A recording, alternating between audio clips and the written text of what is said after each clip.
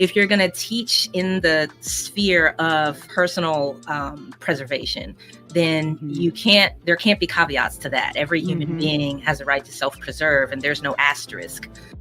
You're sort of caught off guard when someone shows up to class and you spent the last 10, 20 years telling everybody, reach over the top of your slide with an overhand grip, pull it back, open up your hand, let it go. And now here's someone who only has 2 fingers on their hand. Right. And this is where we have to ask ourselves, are we conflating the end and the means? If the end is our primary objective, then we've got lots of options for means, But if we blur the line between the two and we start becoming wedded to the means that we always use, then we lose sight of the end goal and we don't have the creativity to find alternate routes to get to that intended end goal. If you're new or watching this as a replay, welcome. We're so glad that you're here. Please subscribe to Defenders Live on Spotify, Apple Podcasts, and YouTube, and join our group on Facebook as well. And if you don't want to miss another episode, you can sign up for email notifications at defenders-live.com. Tiffany Johnson calls herself a late bloomer who underwent a 180-degree conversion in the world of firearms. She grew up subscribing to the common fears and misconceptions about guns and gun owners.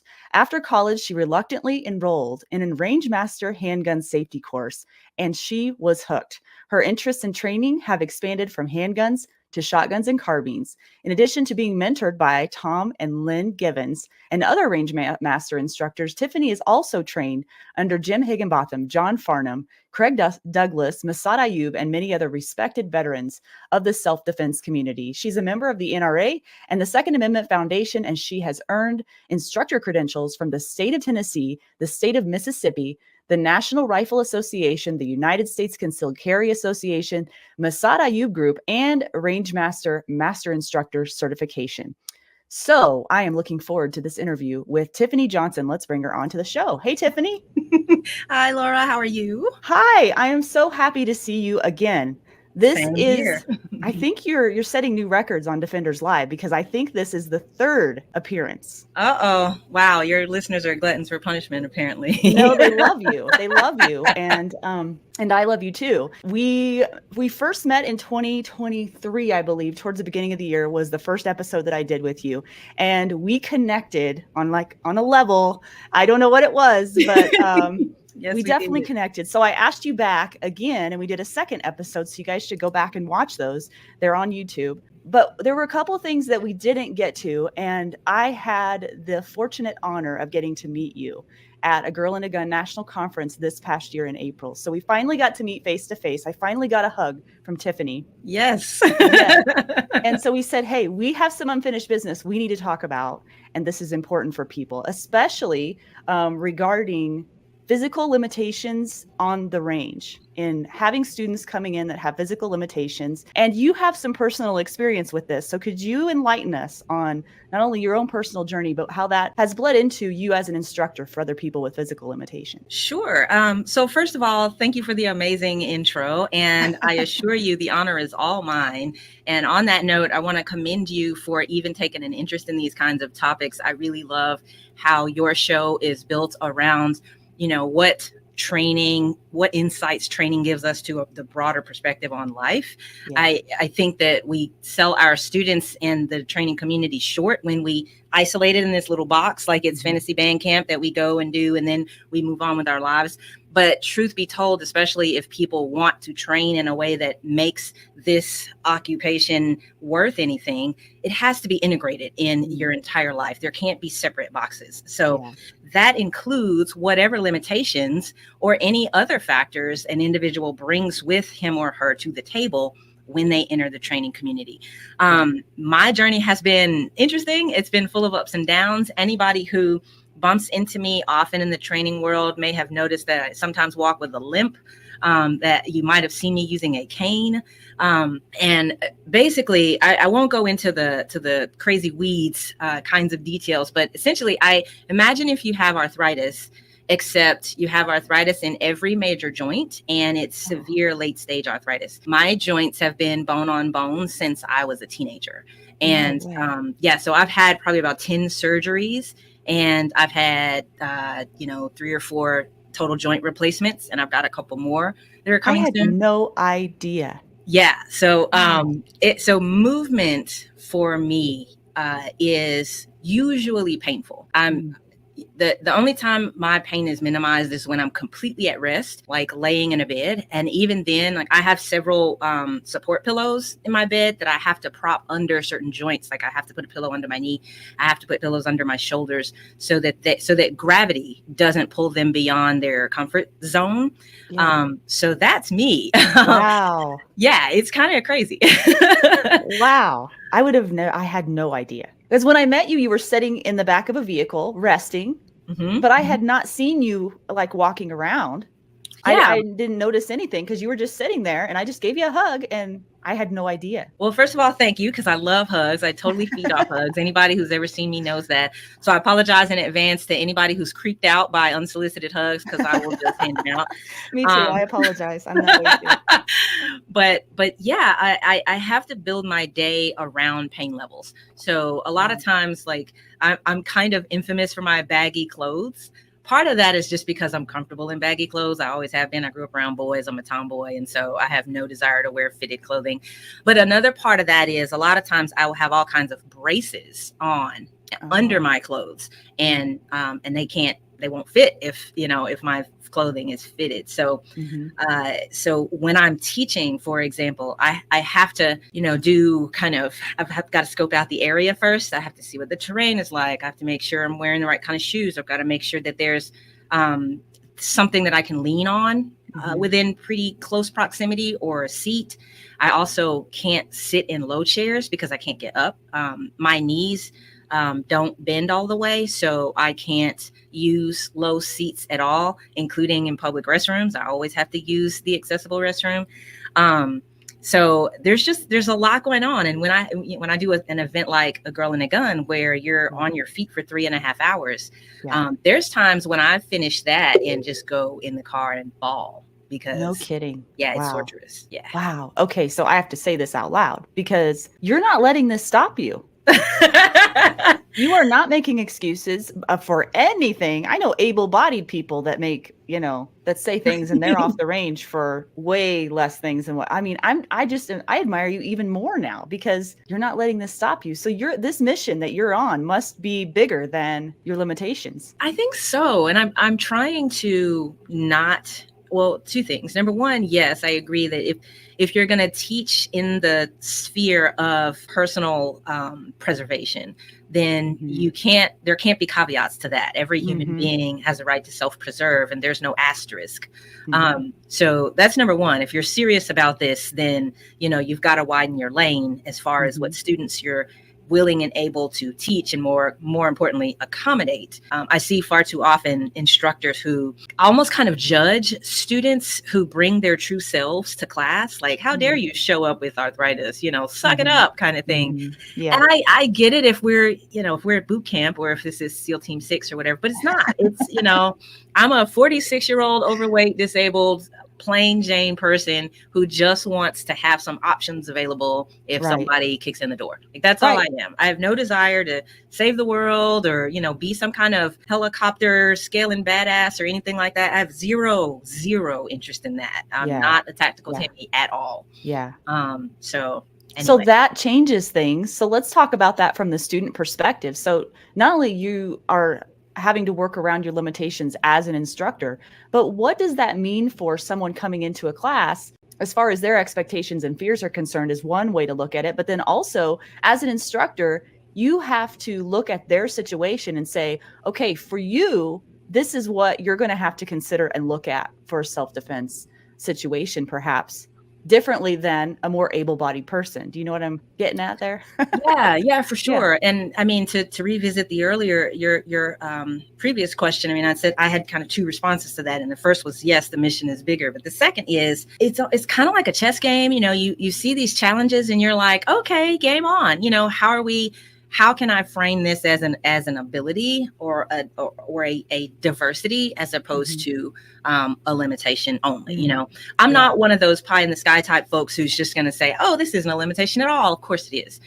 But that's not the end of the story. It can Yeah. also be an asset depending Yeah. on, what challenge you're facing. It helps me anyway, to try and reframe challenges as opportunities. And I know that's a little cliche, I love that. but that's kind of that's the only way I can tackle it. So as far as students coming in the door, again, I don't want to be the one who prematurely dispossesses every student of any personal responsibility or agency, because that's just as bad.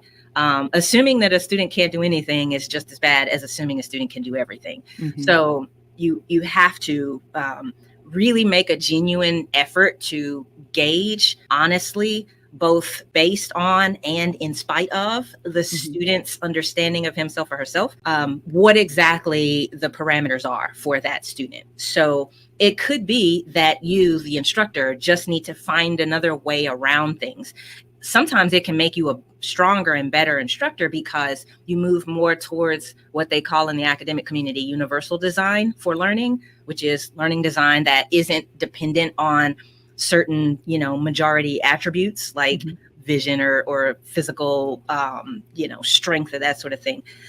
That's certainly an ideal. There's no such thing as a design that fits everybody, but it is a worthy aspiration. And the more you strive towards accommodating everybody, the more people you accommodate, even if it's technically impossible to ever accommodate everyone. So, Right. If someone shows up to your class and they have one arm, or they are missing fingers, or they're wheelchair bound, and maybe you have a rule in your class that a person in a wheelchair can't follow, that's an opportunity for you as an instructor to really interrogate that rule and say, well, what is the actual purpose of this rule? What is it serving? And if it's indispensable, then that's one thing. But 9 times out of 10, it's not. It's just kind of window dressing that instructors perpetuate because this is how we've always done it.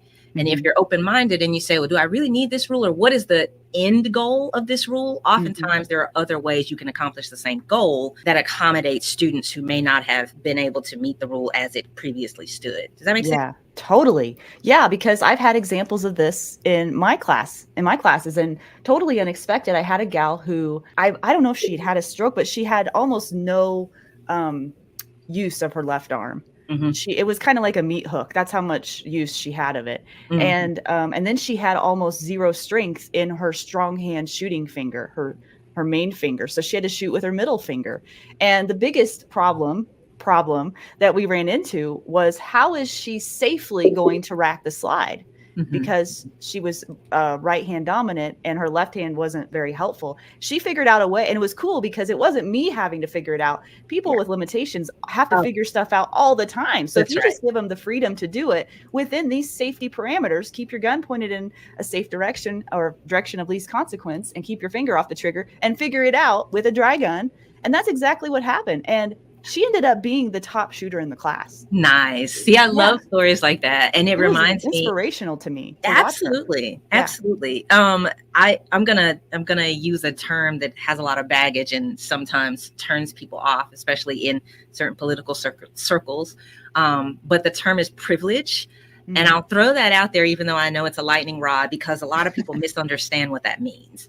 The term privilege doesn't mean that you were born with a silver spoon in your mouth. There are lots of people who enjoy privileges who also enjoy hardships. And so it's limited to specific domains. Privilege simply means that under your circumstances, you have the luxury of taking something for granted. I have the luxury of taking for granted that I can get an overhand grip on the slide and pull it back. Okay. That's a privilege for me. And so the difficulty with privilege is that you can develop blind spots and start to take things for granted. And so you're sort of caught off guard when someone shows up to class and you spent the last 10, 20 years telling everybody, reach over the top of your slide with an overhand grip, pull it back, open up your hand, let it go. And now here's someone who only has 2 fingers on their hand. Right. And this is where we have to ask ourselves, are we conflating the end and the means? If the end is our primary objective, then we've got lots of options for means, but if we blur the line between the two and we start becoming wedded to the means that we always use, then we lose sight of the end goal and we don't have the creativity to find alternate routes to get to that intended end goal. You know what I mean? Yeah. Yeah, and those people coming into classes, I think about, oh gosh, what if they signed up for a class and they did get one of those instructors that was very black and white? And I mean, imagine how uncomfortable, ashamed, all the adjectives are coming to my mind of Yeah. not treating that person with respect and knowing that they probably can do this. We probably can figure this out. Yeah. But then being dismissed maybe, or just kind of being left out in the dark and not getting the help that they really need. That's what's coming to mind for me. Yeah. I mean, something you said earlier can't be emphasized enough. And that is people who live day in and day out with these sorts of challenges are the experts. Yeah. Nobody knows better than them what they need to make it through their daily activities. And so shame on instructors who assume that they know best and try to impose their, their sort of constructed solutions on these people. The best thing that you can do, I think, in most instances is just ask them. Like, we had someone call us one time and say, hey, I'm in a wheelchair. Can I take your class? And we were like, yeah, but what do you need? Let's talk about this. And then, and they went through this list, like thresholds for doors, door width, turn radius, all kinds of stuff. Like that person educated us on what was a blind spot because of our privilege. I have the privilege of 2 legs that I can stand on and walk on, albeit painfully. I can still do it. I have no idea what it's like to, live most of my waking hours in a chair. I just have no concept of that. So the person who has done that since childhood is best equipped to tell me what they need, if anything, from me. Because like you said, it could very well be that they don't need a damn thing.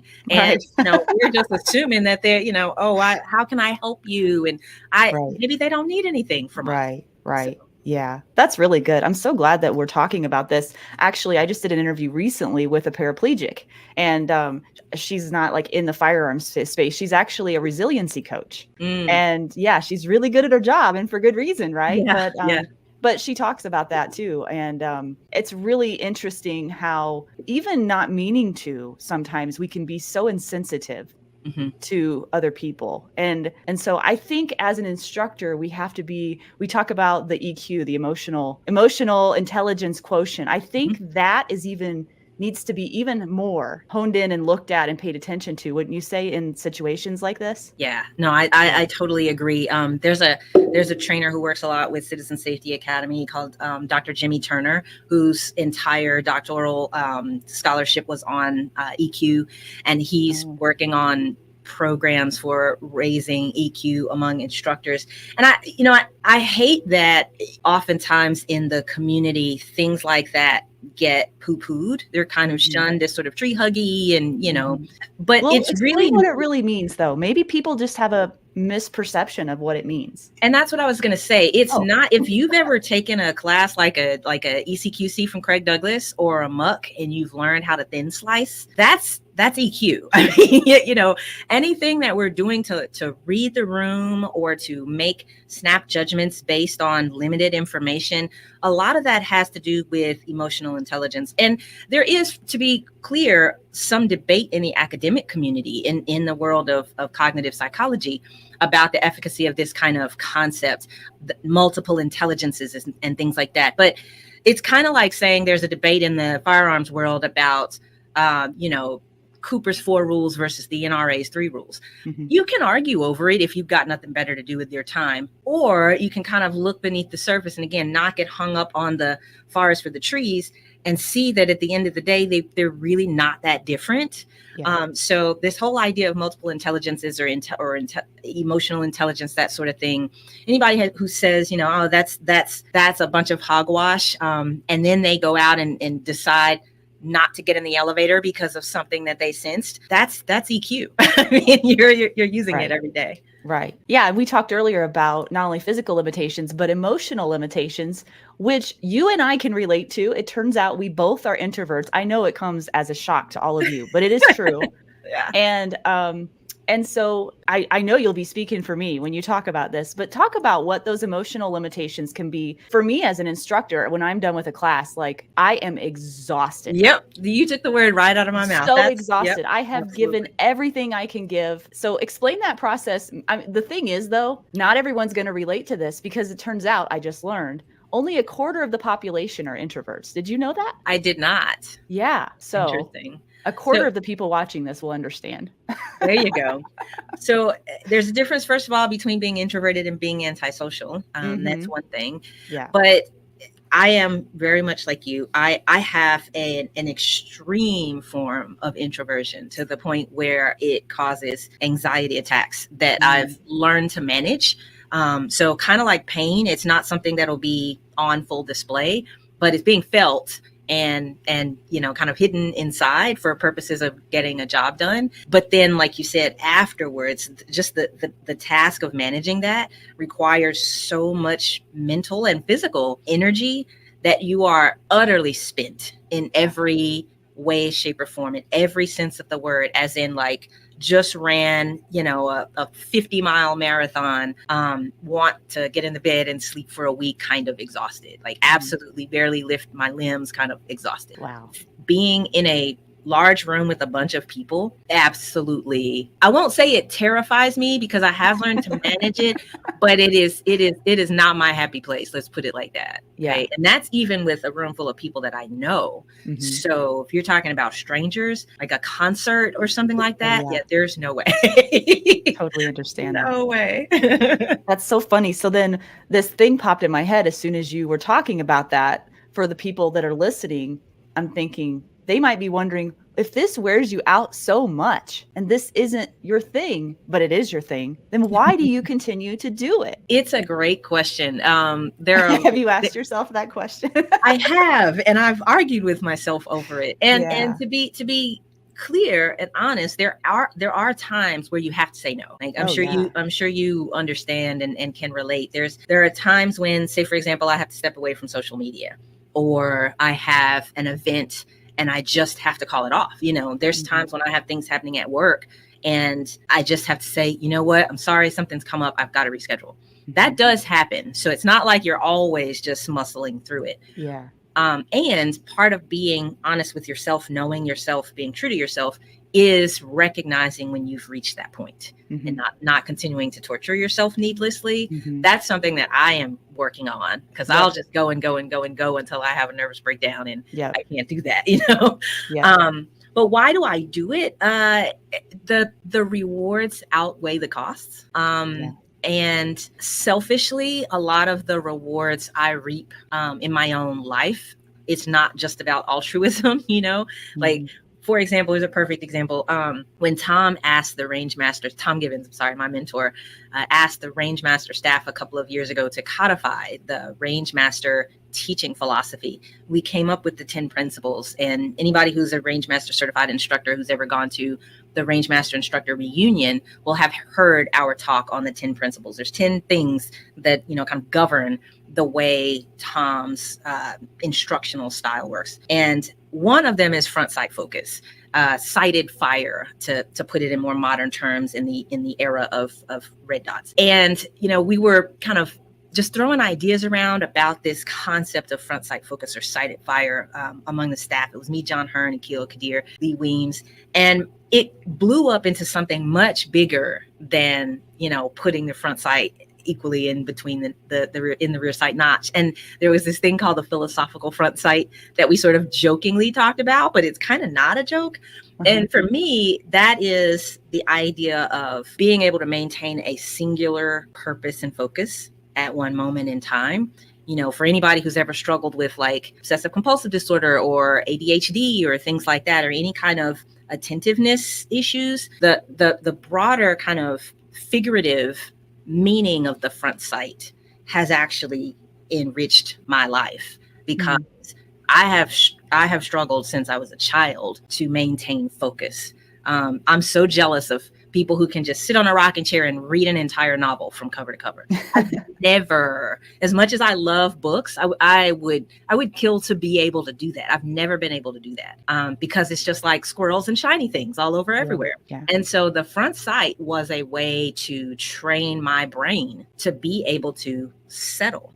It was a way for me to find stillness in the chaotic frenzy of life. And that applies, this show is all about how guns are about life. And that applies to my entire life. I use that every day. Yeah.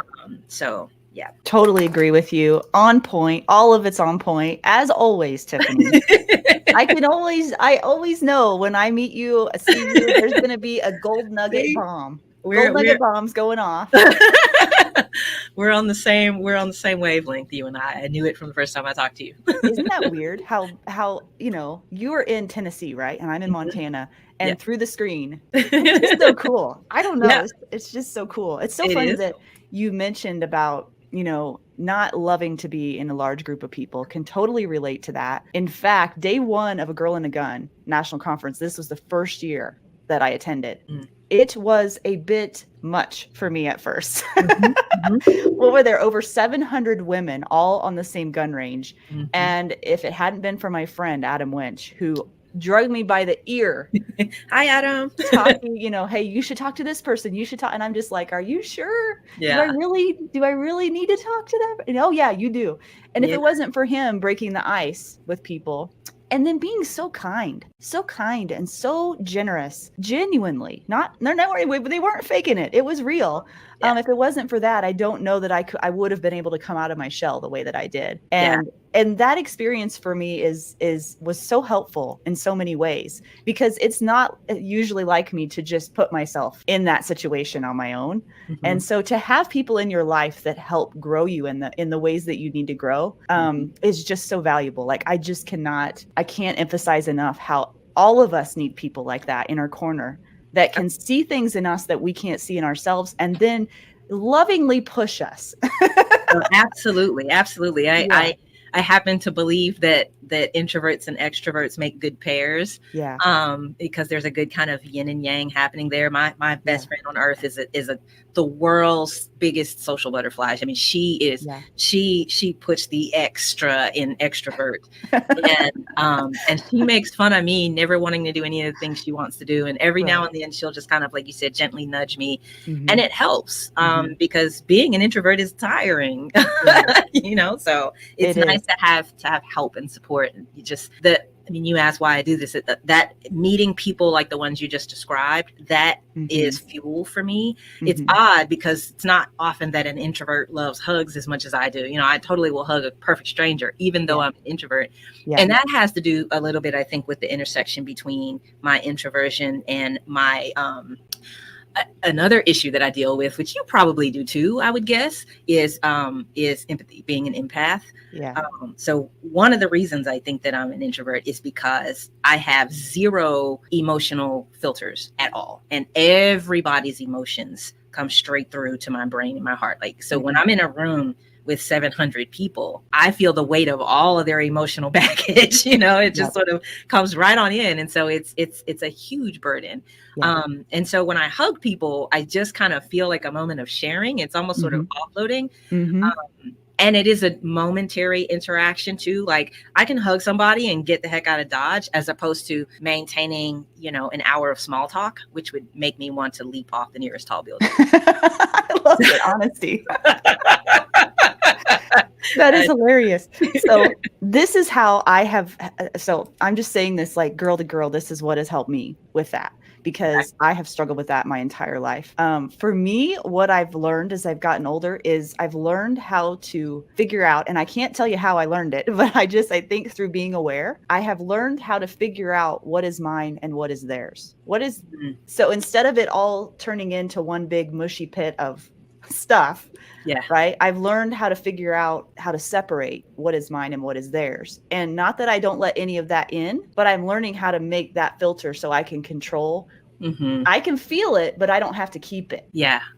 Before I didn't have control of that. That's a good strategy. And I have been working on that for years, still a work in progress, but I am aspiring to get to where you are. So thank you for the inspiration. Well, it's not easy.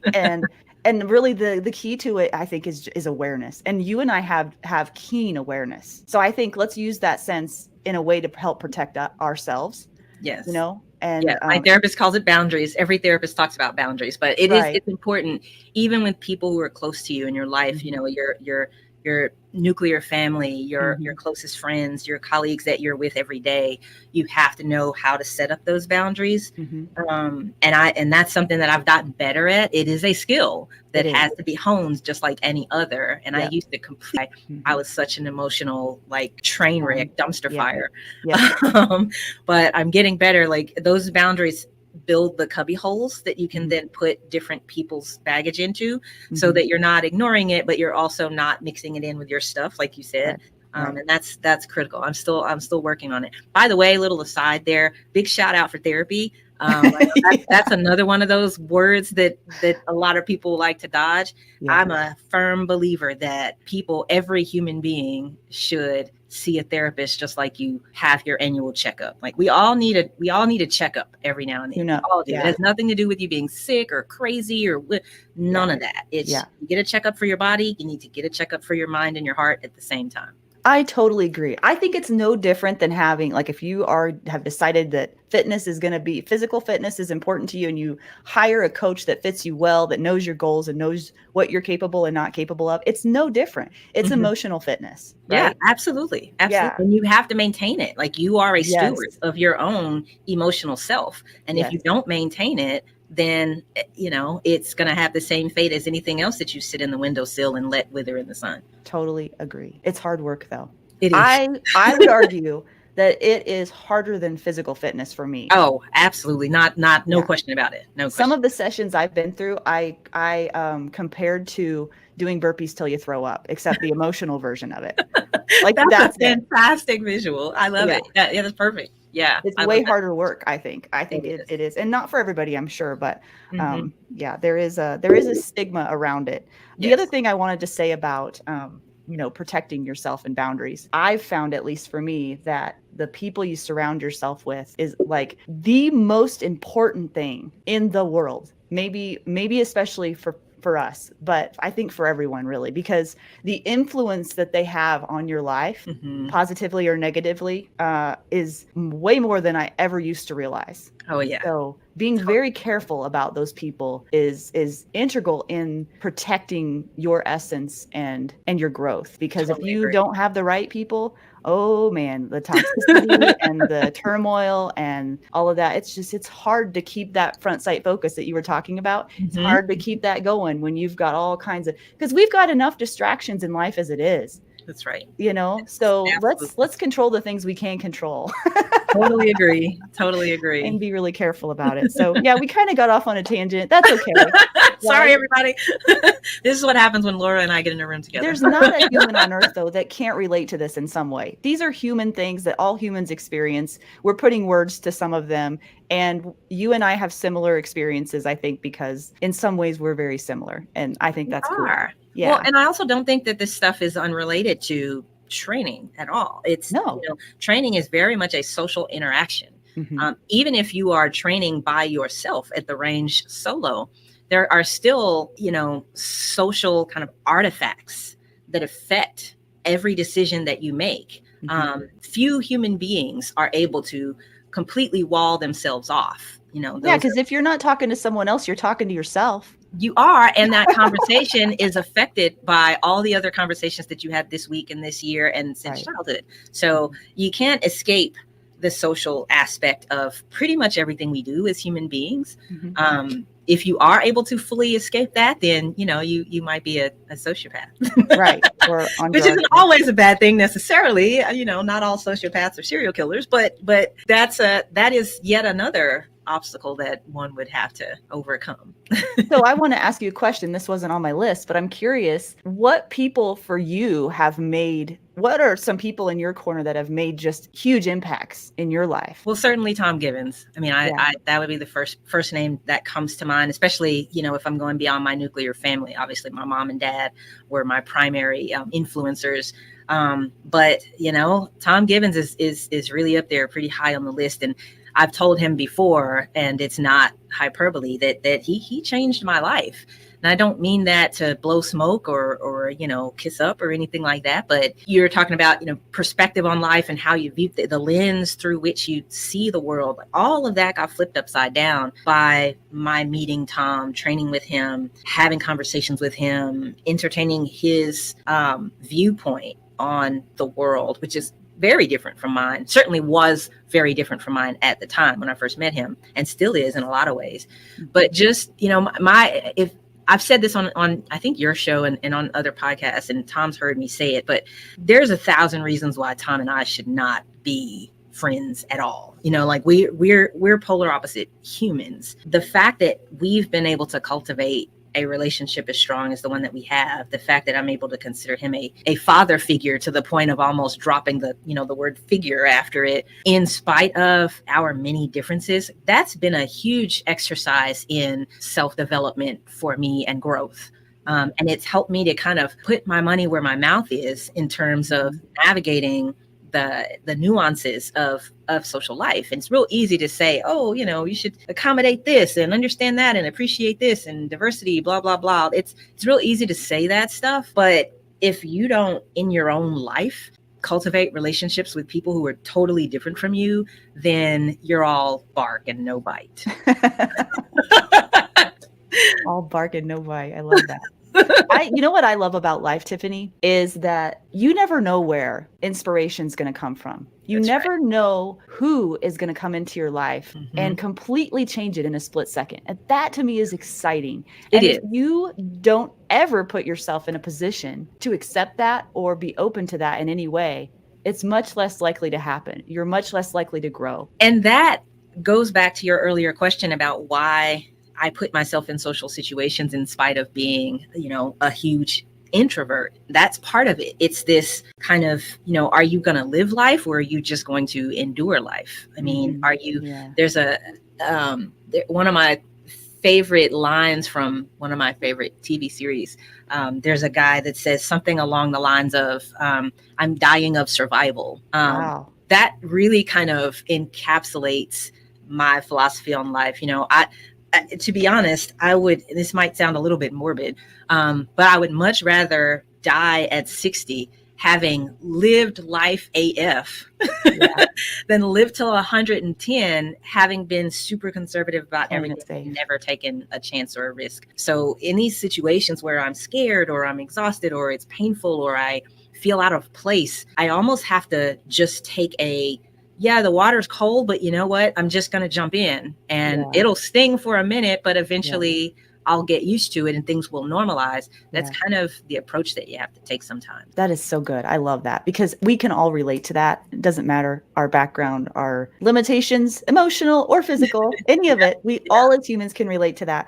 And I want to maybe wrap up with something that I think is really important that I want to ask you. And that is for the audience. So if there's someone out there watching this right now and they have some sort of perceived or actual limitation, right? Because we can put limitations on ourselves very easily, easily. What would you say to someone who's watching this right now and they say, gosh, that sounds really good. I would love to someday learn how to take a class and learn how to defend myself, but I just can't do that. I'm not in that category. That won't work for me because fill in the blank. I'm too scared. I'm afraid. What do you say to those people that are thinking like that right now? Yeah. So first of all, you're not alone. I am you. In that same vein, don't force yourself to be alone. I'm on social media, or you can email me at tiffany@citizensafety.com. I know Laura would love to hear from you. Reach out and talk to somebody about your concerns. That requires risk on your part because you have to put yourself out there and decide to be vulnerable with potentially somebody that you don't know.